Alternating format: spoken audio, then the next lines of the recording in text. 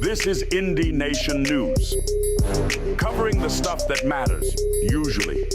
Sports, vending machines, the arts, and other stuff too. From Indy Nation World News Headquarters, right across the hall from the wood shop, Indy Nation News starts now.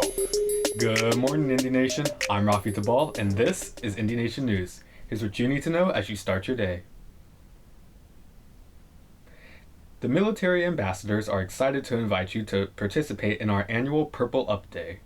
We will be celebrating Military Child Appreciation Month on April 15th this year. We hope you will support our military students by buying one of these t-shirts. Here is the QR code to order.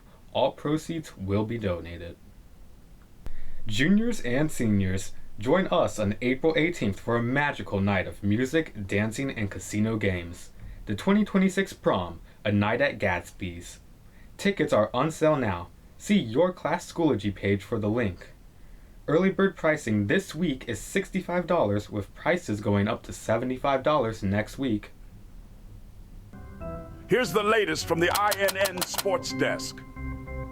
Now, let's check out the INN Sports team about this year's Indy Madness. Let's just get right into it. Our number one overall seed for the 7th year running is the seniors. They're going to be our top left region of the bracket, excuse me. And let's see who their opponents will be.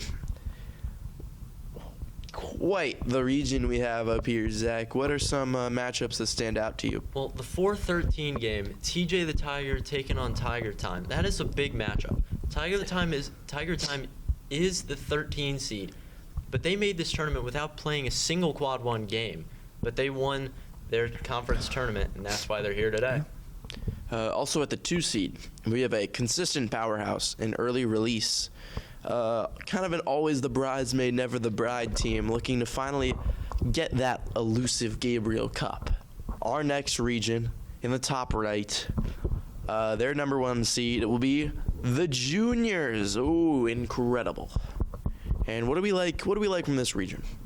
Well, the juniors, their only loss so far this season was to the number 1 seed seniors. So they are a very big powerhouse. But I'm also looking at the 6-11 game, history taking on science. The transfer portal is really a big part of this game because after an unsuccessful run in Indy Madness, the history department lost 2 of their biggest stars, one entering the transfer portal and going to the library department, and one is now overseas playing on Team Japan. One thing I'm looking at is the number 4 seed, English department. A pretty high seed, but it makes sense after getting star player Mr. Russo back. He left for 1 year to play with Team Russo's flag, going all the way to a national title and Gabriel Cup championship. He's now back with the team where it all started, hoping to bring them some glory. I do have to say, what do you think about the number 2 seed Snow Week? Ooh, I think Snow Week is going to be a tough out for any team that has to play them. I wouldn't be surprised if this team makes it to, at the very least, the Final Four.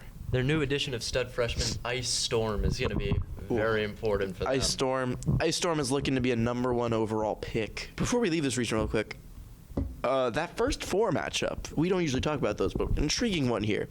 ChatGPT versus AI Overview. Well, they're both very helpful to me, but I want to sit back and see, can either of those teams dethrone the juniors, move on to that second round? Ooh, I think if any team does it, if any 16 does it, it'd be ChatGPT. And let's go to our bottom right region, and their number 1 overall seed, the sophomores. What do we like in this region, Zach? Well, the 2 seed, once again, is golf, and they are in the middle of their dynasty. So I want to see if they can make it past the sophomores and make a run to the Final Four. You think that's who's going to get out of this region? I think it is. I think they have the strongest chance. I'm going to keep an eye on a bit of a dark horse, the 5-seeded Library. We mentioned that History lost quite a few players in the transfer portal, and one was to this Library team.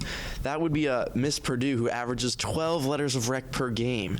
And they also have Miss Major, who averages 20 power points per game. Just insane numbers. Those are player of the year numbers. Let's go to our last region real quick.